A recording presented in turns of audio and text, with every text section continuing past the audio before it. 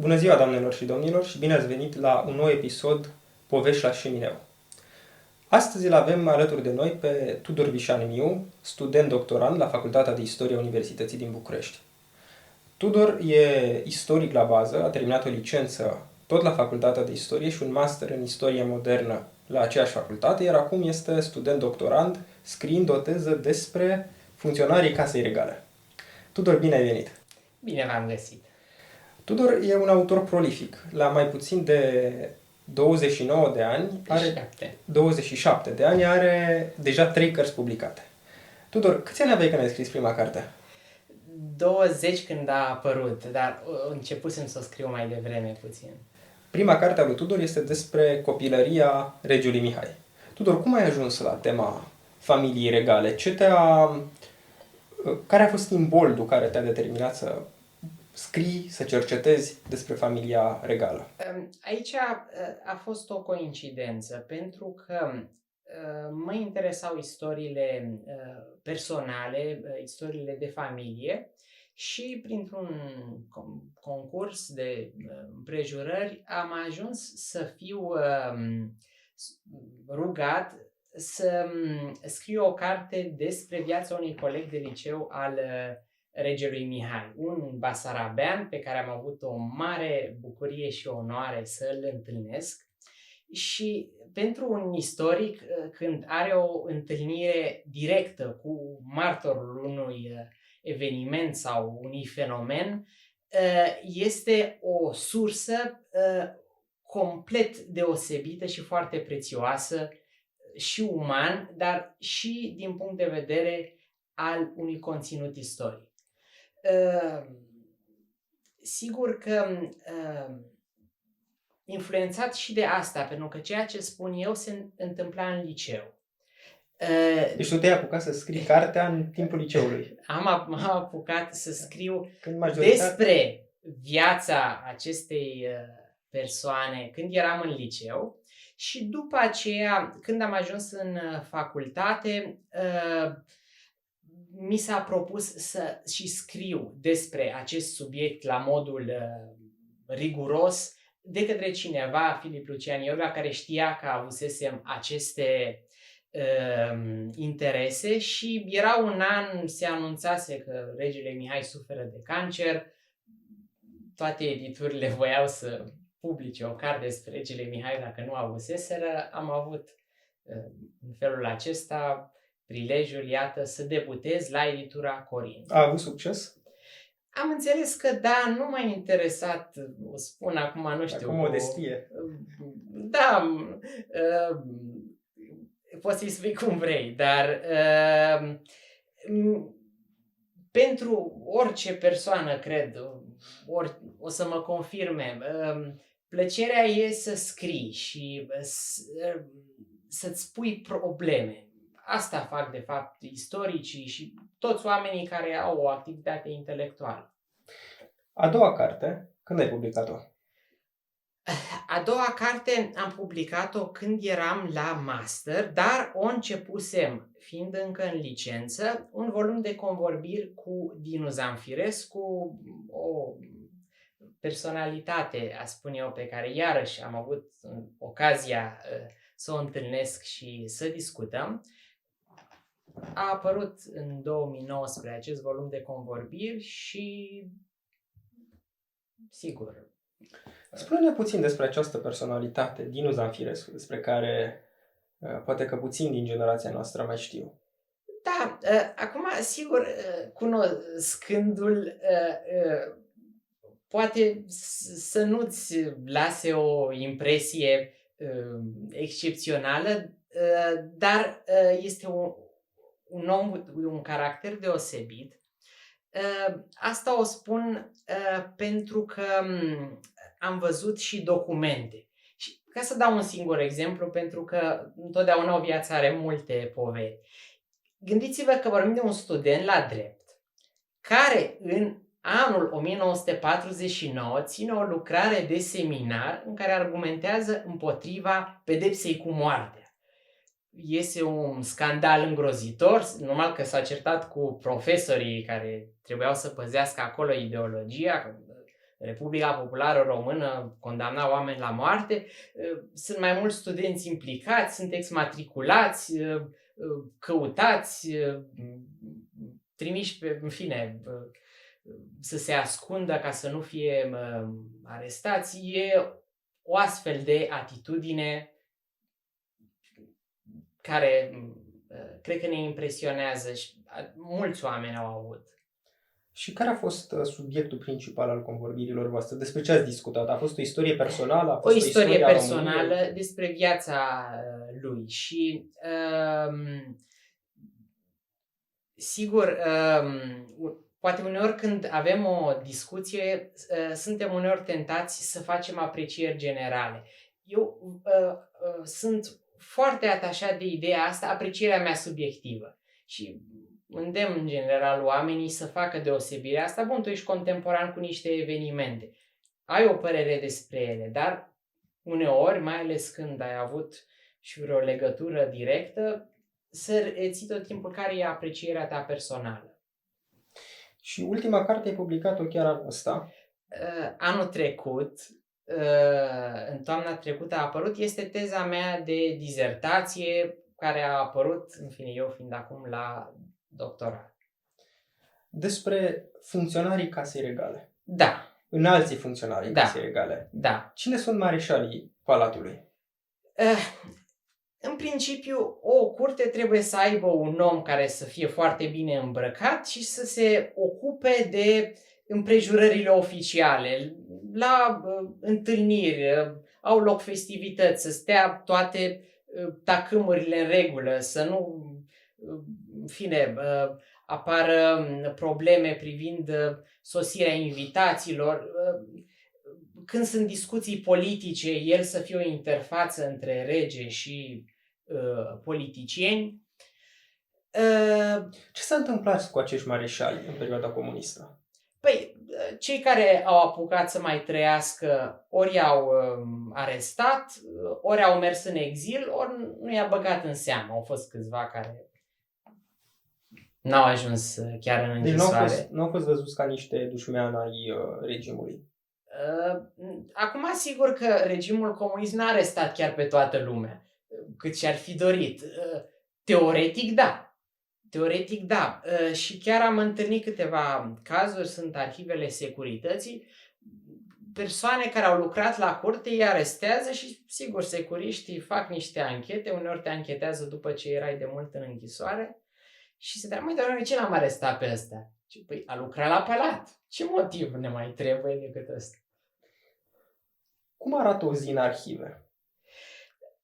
Acum, sigur că nu e tot timpul o zi întreagă, depinde de programul instituției, dar cei care au experiența asta știu ce spun.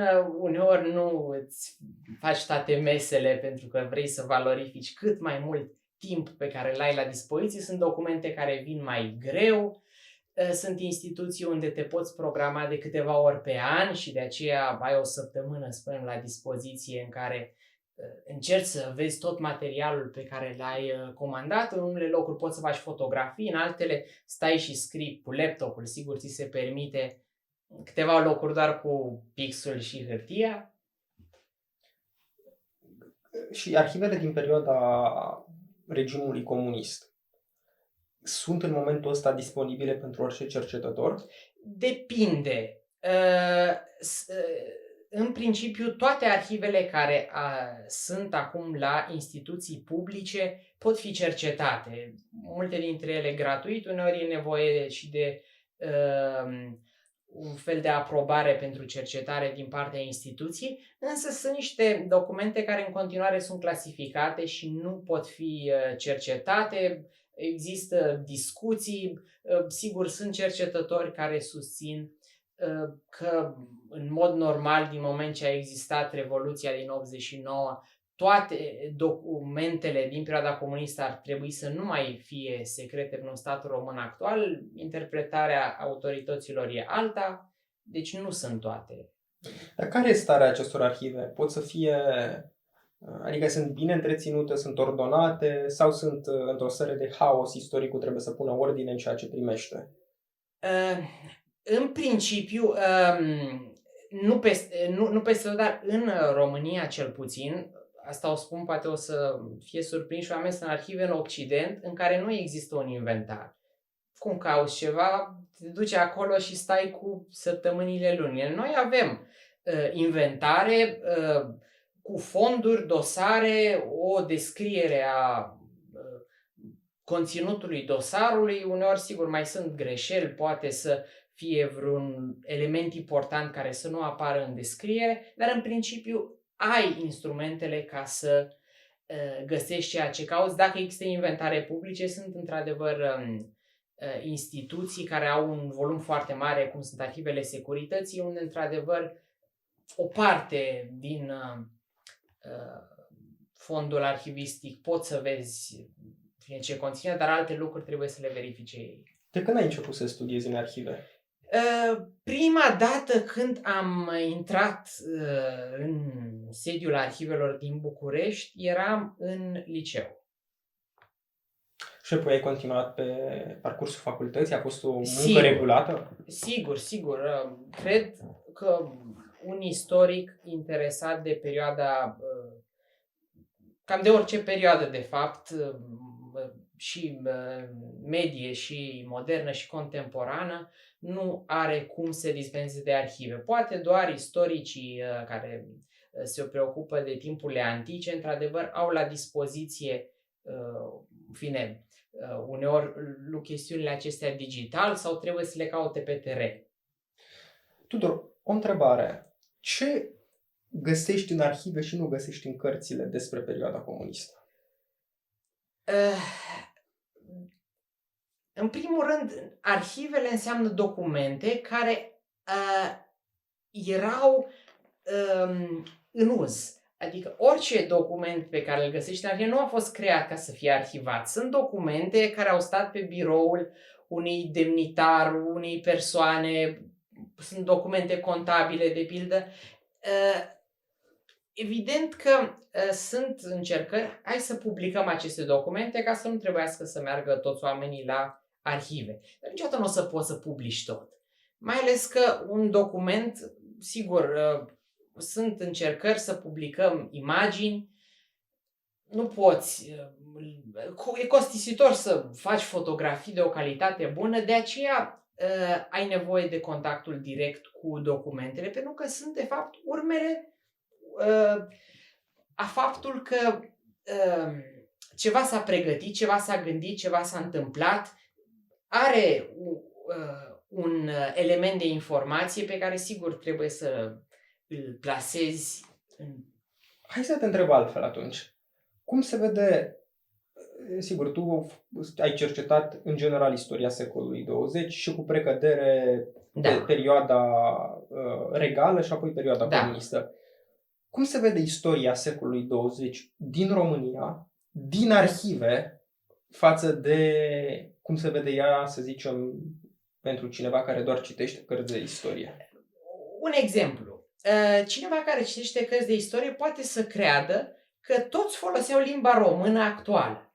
Când merge în arhive, se ia cu mâinile de păr, că până la Cuza scriam cu alfabetul chirilic, iar apoi găsește foarte multe documente în limba franceză. Nu reușesc toate cărțile, ar trebui scris aproape cu litere mari, negre, în perioada respectivă se folosea alfabetul chirilic până la Cuza, se vorbea limba franceză. Sunt elemente foarte importante de atmosferă pe care nu le prinzi de la început dacă nu intri în aceste detalii. Pentru tine munca de istoric constă în primul rând în munca de arhivă sau în munca de interpretare, dacă vrei, speculativă sau filozofică a surselor? Acum, sigur că un istoric trebuie să facă amândouă, pentru că dacă devine un roboțel al arhivelor, atunci face numai asta. El trebuie să aibă preocupări și sunt aceste discuții, cum pornește o temă istorică, în primul rând de la subiect. Pentru că dacă eu vreau să văd toate arhivele din România. Bun, mi-asigur 100 de vieți și fac asta. Dar ai nevoie de un subiect și să vezi ce materiale ai disponibile ca să îl cercetezi, dar de fapt de ce spui problema unui subiect? E o experiență umană pe care tu vrei să o descoperi și să vezi de fapt despre ce e vorba, ce relevanță are pentru noi astăzi acel lucru. Prin urmare, arhiva constituie baza, doar că prima dată istoricul trebuie să meargă spre arhivă având deja un subiect, o temă de cercetare. Categoric, asta Nu spun găsește oricum. acolo. Dacă îi vin idei, dar în general e bine să ai ideea de la început că... Ce anume ți s-a părut cel mai ciudat când ai ajuns în arhivele din România? Care a fost cea mai neplăcută experiență sau cea mai stranie experiență? Nu e neplăcută, dar am fost odată întrebat. A venit o vizită la arhive, de mulți ani eram acolo, de la o personalitate, a spune, fiica regelui Mihai, o vizită la arhive. Și o întrebare pe care recunosc, mi-am pus-o, dar m-am obișnuit cu ea. De ce nu folosim mânuși când umblăm pe documentele vechi? În principiu așa ar trebui, dar asta cine a fost în sălile de studiu vede, nu facem tot timpul asta. De ce? Vrei să atingi documentul, nu știu. Nu înțeleg, deci e o experiență tactilă pe care istoricul vrea să o aibă. Nu, dar în principiu ar trebui să purtăm toți mânuși, cum vedem în documentare, istoricii britanici îți arată scrisori. Tudor, care crezi că e aportul altor științe sociale la istorie? Cum crezi că ar trebui să se raporteze istoricul la discipline conexe cu istoria, cum e de pildă sociologia, antropologia, economia, poate științele politice? Crezi că e suficient pentru un istoric să fie doar un istoric când cercetează un subiect, mai ales în secolul 20? Nu, pentru că un istoric e interesat de om și atunci nicio experiență umană nu poate să-ți fie indiferentă. Ori ai nevoie de toate instrumentele pe care le poți avea la dispoziție. Sunt foarte interesante, de pildă, lucrările care își pun problema psihologiei unei persoane și folosesc elemente de interpretare date din psihologia actuală. Pentru că ne-am rafinat și noi posibilitatea de a studia și înțelege comportamentul unui om. Sigur, dacă de pildă te interesează o istorie economică, în primul rând trebuie să stăpânești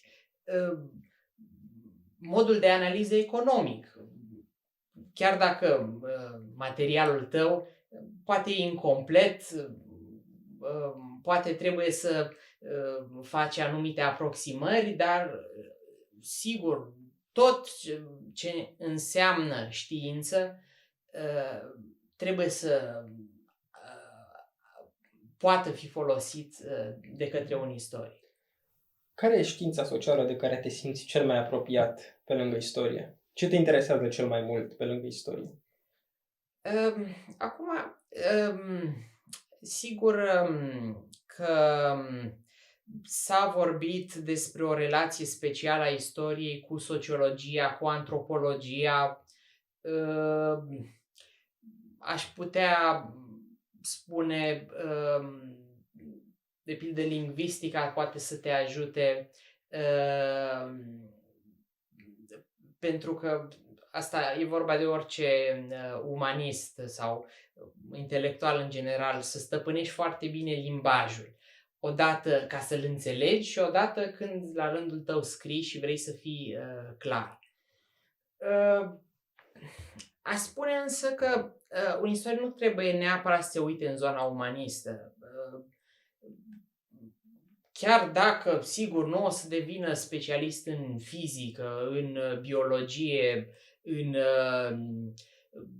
nu știu, electrotehnică, dacă se lovește de astfel de lucruri, trebuie cumva să vadă ce poate să preia din cunoaștere atât de vaste care pot să-l îndrume când vrea să studieze o experiență anume. Ce părere ai despre modul în care a evoluat istoriografia românească după 90?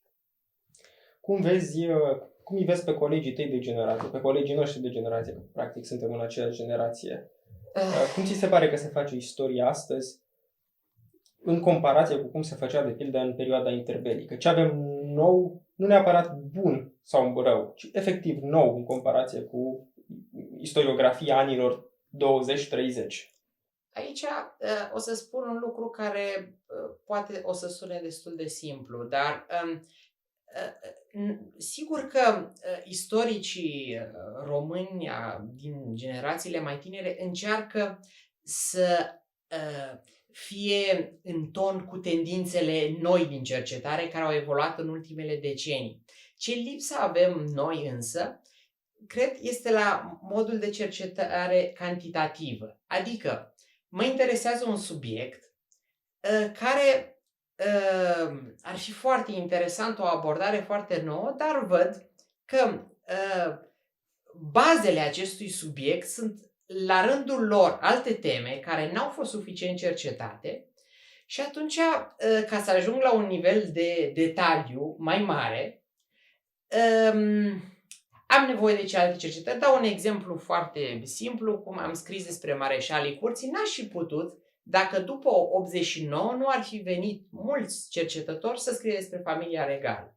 Pentru că dacă n-ar fi fost acești mulți cercetători care au scris mult bine și foarte divers, n-am fi știut lucruri mult mai simple și o chestiune mai nișată, mai de detaliu, cum am făcut eu, ar fi venit mai târziu. Iată, un exemplu care e prezent în mai multe zone ale istoriografiei. Dar nu era aceeași problemă prezentă și în anii 20-30? Sigur, depinde acum de perioada istorică, pentru că tot timpul perioada cea mai recentă o să fie descoperită. Acum, dacă mai zice, vreau să citesc o istorie a României de după 89. Sigur că există niște lucrări, dar eu nu o să-ți pot recomanda la modul sincer o capodoperă pe care a scris-o cineva, istoria României din 1989 până în 2020 sau 3, cât apucă. Care e cea mai bună istorie a românilor scrisă vreodată în limba română? În mediul academic se vorbește foarte mult despre o carte pe care a publicat-o Florin Constantiniu, O istorie sinceră a poporului român, care într-adevăr are un stil foarte agreabil și este solidă. Recunosc însă, ca elev, m-a fascinat foarte mult Neagu Giuvara și el a scris o istorie a românilor povestită celor tineri. Este, de fapt, transcrierea unor emisiuni la radio pe care le-a făcut și te farmecă. Chiar dacă, sigur, poate aici e o diferență, nu, între Florin Constantiniu, care s-a format și a activat ca istoric în România în perioada, sigur, regimului comunist, păstrându-și o integritate, Neagu Giuvara în exil, care a scris istorie fiind în Africa, povestea asta de viața lui. Vlad Georgescu? Sigur, și Vlad Georgescu a scris o istorie foarte interesantă înainte de 89, pentru că el a murit, sigur, de cancer. Evident, dacă vorbim de istorii clasice, are Nicolae Iorga una, Xenopol, dar mă gândesc tot timpul când îmi recomandă cineva o carte de istorie și să fie o lectură plăcută și accesibilă pentru el. Nu putem fi toți pasionați de istorie. Lucian Boia? Trebuie, sigur. Da, Lucian Boia nu a fost prea bine înțeles, pentru că el a scris o carte despre cum s-a scris istoria.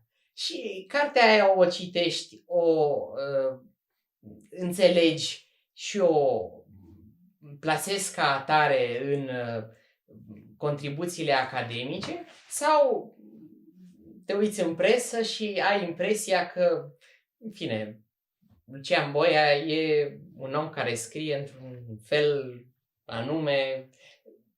Aici tot timpul trebuie să fim foarte atenți la simplificări și, cum să spunem, scamele astea din spațiu public, nu știu cum să le zic fără să se supere nimeni, pur și simplu acele lucruri care se spun foarte des, dar sunt greșite. Mi-amintesc, citeam odată la Petru Culianu, cred că e un volum la Nemira care se cheamă Mircea Eliade. Și la un moment dat în volumul ăsta Culianu zice ceva de soiul ăsta, că istoriografia românească, sau cel puțin acea vastă majoritate a istoriografiei românești care îl urmează pe Iorga, e profund naționalistă. Ești de acord că istoria românilor sau a României s-a scris într-o cheie naționalistă până acum? Da, sigur că da. Dar ce înseamnă de fapt asta? Statul român a fost creat ca un proiect, adică în baza unui proiect național. Și vorbim de un stat care încearcă să închege până la urmă, nu să se închege el și cum faci să creezi o adeziune a oamenilor, a românilor față de ideea de națiune, de țară, dacă e nevoie să moară pentru ea și așa mai departe. Ai nevoie de, dacă le spun povești, oamenii se supără, dar nu când vorbim de Mihai Viteazu, eroul nostru național care a unit țările române și a făcut asta pentru că era un mare patriot, nu mai contează că realitatea istorică e mai complicată. Povestea asta te insuflă și în momentul în care ți se spune mergi la Plevna să te bați cu otomanii sau treci Carpații să eliberăm Ardealul, atunci te gândești la Mihai Viteazu, mergi pe front, îți dai viața. Dar nu e asta o trăsătură a istoriografiilor naționale în general, nu doar a celei românești? Categoric. Poți să scrii cu adevărat neutru istoria? Nu, dar nu este nevoie să scrii o istorie neutră, pentru că nu ai cum. Adică, sigur, putem aici să vorbim despre nuanțe, dar de fapt eu când scriu istorie încerc să ofer o explicație pentru ceva ce a fost.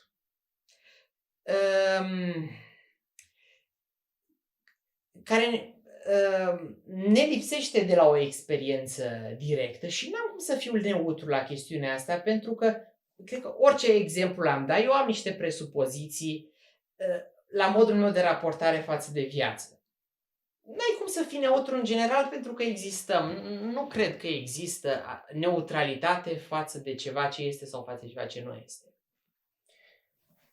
Crezi că varianta de a face doar o istorie factuală, fără a oferi și o interpretare de ansamblu faptelor, poate să fie o soluție pentru a depăși această problemă a lipsei de obiectivitate? Nu. E mai sigur, ești precaut, te apuci și doar publici documente și nu ai bătăi de cap. Nu. Istoricii aduc o contribuție foarte personală pentru înțelegerea oamenilor. Până la urmă, asta e peste tot, nu? Dacă ne gândim, când spunem fizică, de fapt, când spunem fizică, noi ne gândim la contribuțiile unor persoane care au dus la acest rezultat. Că avem o știință atât de complexă care ne poate explica fenomene din univers. Acum câteva zile, Tudor, am avut pe mail o discuție cu tine în care pomeneai, printre altele, despre acest caracter ficțional, cum îl numeai tu, al multora dintre conceptele pe care le folosim astăzi. Cum ar fi, de pildă, conceptul de stat sau conceptul de națiune sau conceptul chiar de regalitate. Spuneai tu, dacă țin bine minte, și te rog să mă corectezi dacă nu am înțeles corect, spune ceva de felul ăsta. Există o realitate aproape biologică, în care unii îi domină pe ceilalți, o realitate care, continuu eu, o putem vedea de pildă și în lumea animală. Da? Există niște ierarhii, niște organizări în grup. Da? Și, spuneai tu, singura ființă care în această panoplie a animalelor, omul, da? Reușește totuși să atașeze o semnificație conceptuală acestor realități și să le îmblânzească. Da? Deci există o realitate pură a puterii pe care o împărtășim cu celelalte animale. Noi însă, ca oameni, avem capacitatea de a crea concepte, uneori niște concepte foarte sofisticate, care pot să justifice această realitate a puterii. Și tu dădeai exemplul statului și a regalității ca astfel de concepte. Poți să ne spui mai exact la ce te referai? Sigur că da. Iată, e o chestiune foarte interesantă. Chiar pentru că vorbim de monarhie. Monarhia este o instituție foarte veche care are începuturi în preistorie, de fapt, și în organizări tribale. Și ce am citit ca o ipoteză rezonabilă, sigur, probabil că lipsesc poate evidențele arheologice, dar să spunem, ierarhiile care s-au făcut au fost legate probabil de impunerea fizică a unor oameni în vârful unui grup și a unei viitoare comunități. Asta, spunea, e primul exercițiu care a evoluat după aceea, vedem, într-o instituție. Și într-o instituție care, sigur, că vorbim de monarhie, dar noi am putea face, de fapt, o analiză, în general, legată de funcția aceasta a conducătorului. Dar, strict ca să mă refer la monarhie, există, de pildă, în Evul Mediu se dezvoltă foarte mult această idee, cele două corpuri ale regelui, adică regele moare și imediat succesorul lui este noul rege. E o întreagă discuție juridică, eu sunt rege, dar sunt și persoană privată, am proprietăți ca monarh, am proprietăți ca persoană privată. E un exemplu despre cum noi ne-am creat o realitate, nu? Și avem, adică exemple monarhii care mai domnesc astăzi în lume, dar de fapt la modul, cum să spunem fără să sune urât, la modul fizic, pur și simplu niște oameni care împlinesc un rol și au aceeași biologie ca noi există sânge albastru. Asta dacă discutăm despre aspectul puterii, dar noi am transformat în astfel de entități tot felul de reflexe, să le spunem, nu doar puterea, inclusiv cel de supraviețuire. Dacă ne gândim la căsătorie, nu? Care este o instituție creată, se pare că specia noastră, adică a oamenilor, nu suntem o specie monogamă. Și foarte interesant în cazul acesta, nu cum s-a ajuns să fim totuși monogami și să avem toate convențiile, cum să trăim. Acum, monogamia, dacă stăm să ne gândim, e totuși o instituție a Occidentului creștin. Adică avem niște restricții care sunt de ordin religios, în primul rând, la Pavel, și care, într-un fel, influențează în toată dezvoltarea Occidentului în această materie. Chiar, sigur, în Imperiul Roman aveai căsătoria monogamă, dar în același timp exista o oarecare libertate pe care religia creștină o interzice cu privire la relațiile extraconjugale. La fel și în spațiul lumii grecești, nu? Unde aveai într-adevăr o căsătorie între un bărbat și o femeie, dar în același timp existau relații homosexuale, care erau relații considerate pedagogice, da? iată, nu? Adică chiar astăzi nu avem exact căsătorii monogame și ne putem uita în altă parte, căsătoriile poligame.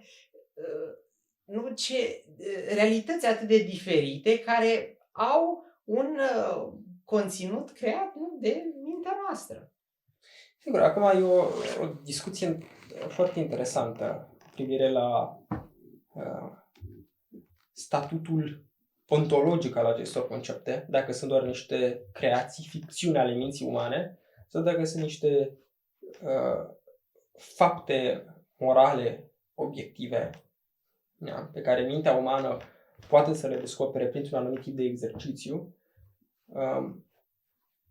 Sigur că putem, și într-o anumită măsură, asta e și cea mai simplă modalitate de a respinge anumite concepte, de a spune că sunt niște construcții culturale, conjuncturale, istoric, create în evoluția speciei noastre, deși ele îndeplinesc un rol, aceste concepte, sau aceste restricții, dacă vrei, niște restricții de ordine etic sau conceptele filozofiei politice sau ale teoriei juridice, dar au un anumit fundament pragmatic / utilitar în contextul evoluției speciei umane.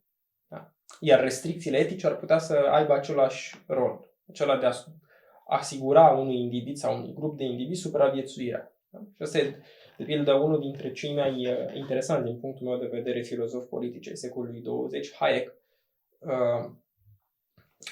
în ultima parte a vieții, se întoarce spre o concepție evoluționistă a societății, care spune ceva de felul ăsta. Încerc să rezum. Competiția între grupurile sociale, de fapt, o competiție între seturi de reguli. Regulile care sunt cele mai adaptate la mediu și la realitățile exterioare în care un grup uman interacționează sunt regulile care se perpetuează istoric și care mai devreme sau mai târziu ajung să domine grupuri tot mai largi de oameni. Da. Deci, cu alte cuvinte, dăm o explicație strict evoluționistă a acestor reguli. Pe de altă parte, dincolo de această explicație strict evoluționistă, cred că sunt și niște explicații care încearcă să se uite la o structură etică, la niște constrângeri de natură etică care există, obiectiv în realitate, care nu sunt percepute ca un alt obiect empiric, dar care, printr-un exercițiu de raționare, ajungem să le descoperim. Acum, cred că putem să extindem acest raționament și la problema conceptelor din filozofia politică sau din teoria juridică. Putem să le considerăm niște ficțiuni mentale care îndeplinesc o anumită funcție socială sau putem să căutăm o esența lor dincolo de această și o realitate lor dincolo de acest înveliș strict evoluționist și cultural. Tu înțeleg? Ești mai degrabă înclinat să crezi că ele sunt niște concepte născute din această evoluție socială care justifică într-un fel niște realități foarte mundane, biologice. Sigur că da. Și de ce sunt interesat de asta? Pentru că se formează niște mentalități, de fapt. Și nu foarte interesant până la urmă să îți pui problema de ce oamenii gândesc într-un anumit fel, ce tendințe există în gândirea unui grup, unui popor.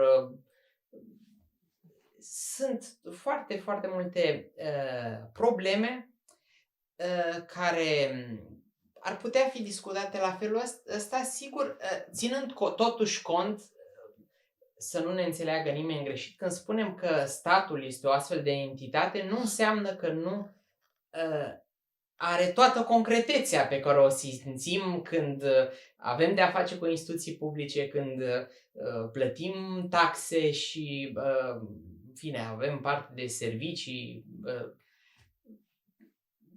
cum suntem obișnuiți. Nu înseamnă asta, nu ar trebui să credem, nu că dacă statul nu este o entitate pogorâtă din cer, atunci ea nu trebuie să existe. Cum am văzut, din păcate, persoane care au, nu știu, ușurătatea asta de a considera că un lucru poate să înceteze să funcționeze și să nu fie nicio problemă.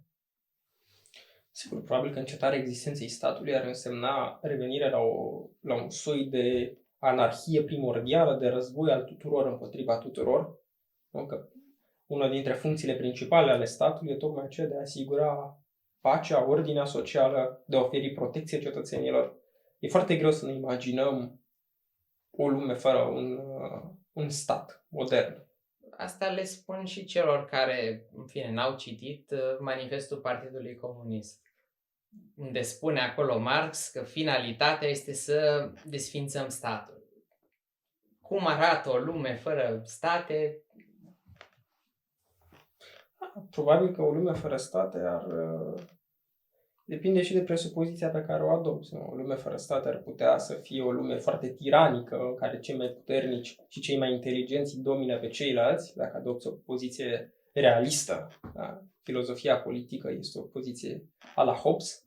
Sau, pe de altă parte, poți să ai o poziție mult mai utopică, mult mai pozitivă asupra acestei situații, o poziție a la Rousseau, în care crezi că oamenii, într-o stare inițială, anterioară ordinii politice, erau niște ființe foarte blânde, bune, niște primitivi și sălbatici, dar buni în esență, dar pervertiți de relațiile sociale.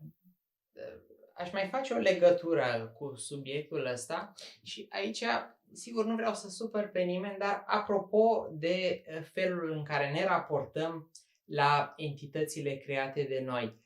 E această discuție pe care o vedem în America mai mult privind genurile. Fără nicio supărare, sigur că unii n-au cum, dar faptul că ajungi să consideri că interpretarea ta e mai importantă decât o realitate biologică care totuși există, orice ar spune oricine, arată că se formează astfel de mentalități în care ajungem să considerăm că ce e în capul nostru poate are mai multă valoare decât propriu zis ce este în natură. Mă mai leg de un lucru aici, pentru că tot au existat astfel de idei, nu? Pe care le auzim de câteva secole. Ce legătură are religia cu mentalitatea unei persoane? Și nu, sunt voci care, adică de secole au spus asta, ce gândire superioară ar avea oamenii fără religie. Eu aș spune că e o idee complet greșit orientată, pentru că, de fapt, peste tot noi avem legături cu astfel de lucruri care au trecut prin mințile unor oameni, s-au transformat în realități. Sigur, în cazul religiilor vorbim de lucruri speciale, sigur, inspirație divină, dar în orice caz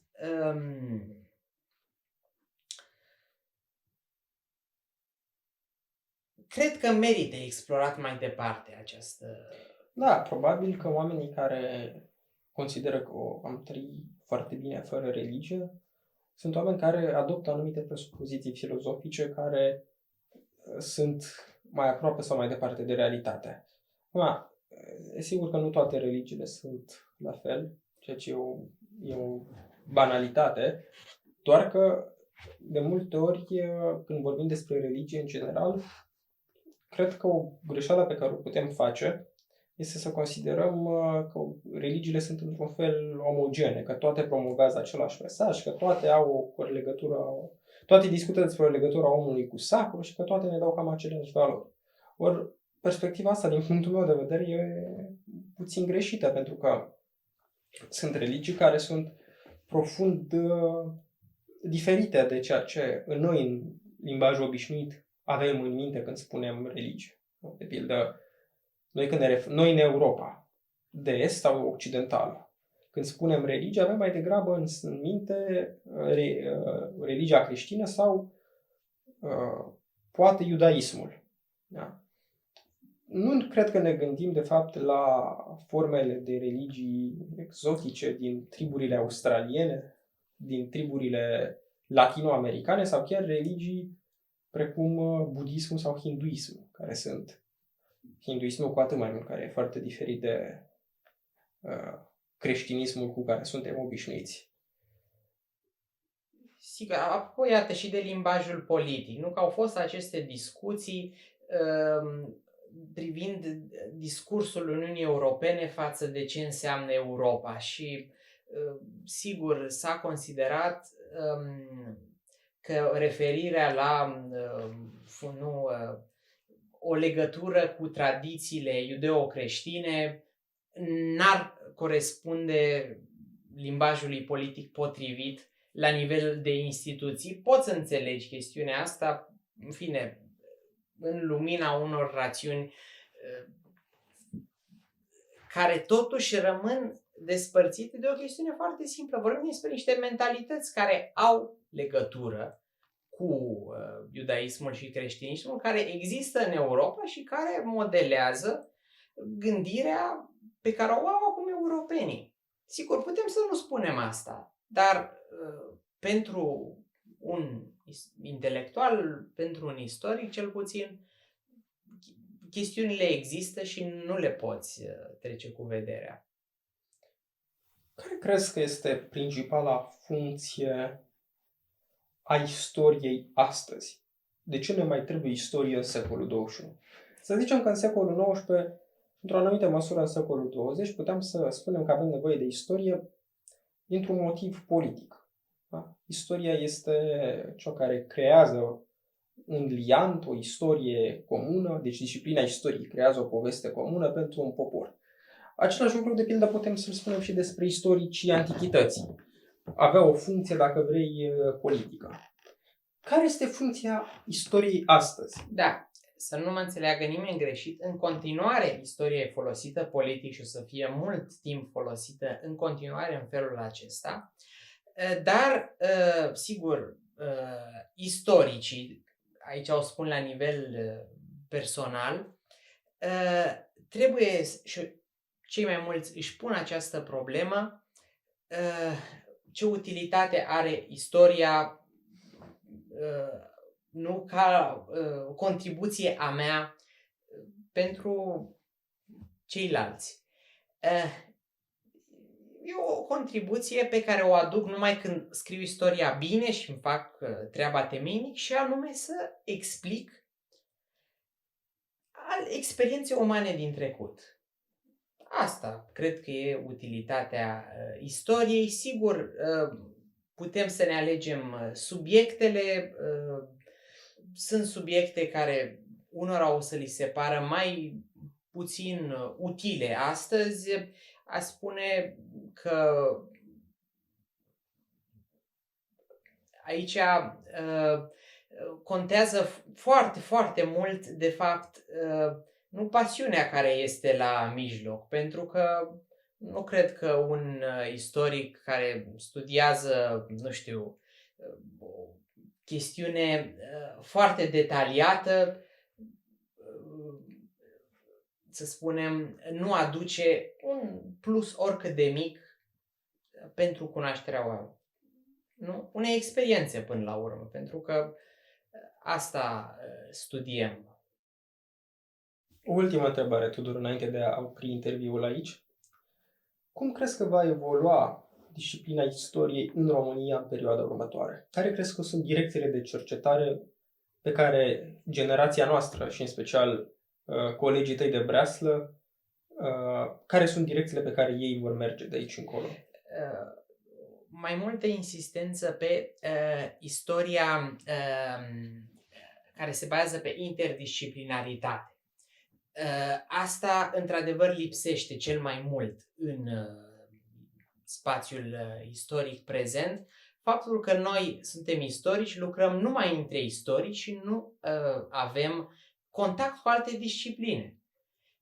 Decât foarte punctual, cu economie, dacă e o lucrare anume legată de un subiect economic, dar ne lipsește această abordare interdisciplinară și, de pildă, lucrările care își pun problema psihologiei personalităților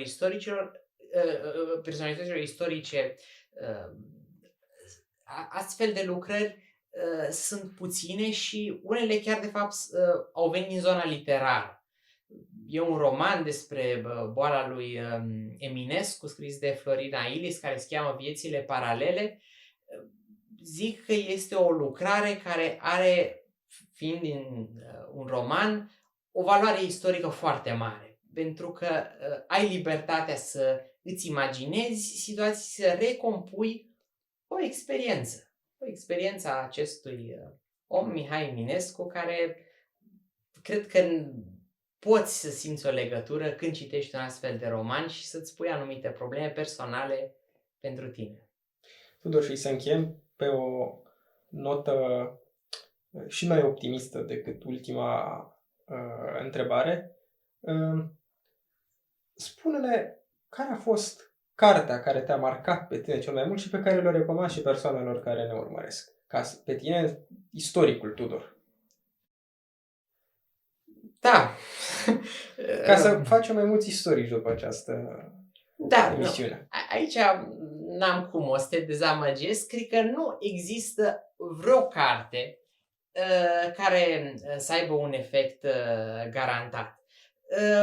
Eu aș spune că pentru fiecare contează prima carte de istorie care te-a marcat. Acum, sigur, dacă mă întreb la modul foarte onest, acum încercam să-mi amintesc, n-aș ști să spun care e prima carte propriu-zis de istorie. Da, mi-e greu, pentru că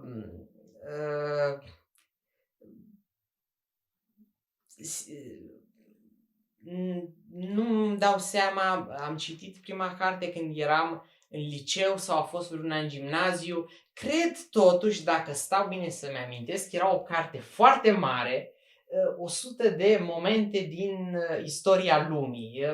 Era imposibil să o citești pentru că era o chestie mare așa, A3, foarte frumos ilustrată, scrisul mic, o citeam.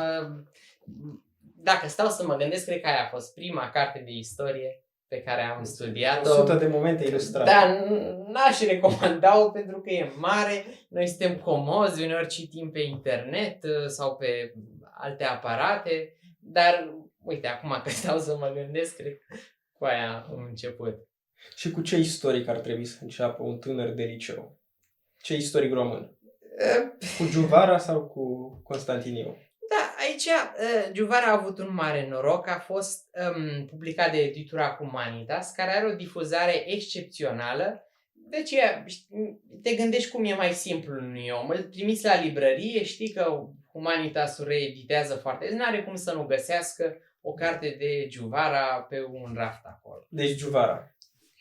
Da, să zicem, bine, nu cele, să spunem, despre, nu Tocomerius Negruvodă, de pildă, a fost o carte foarte controversată despre originea unui domn român.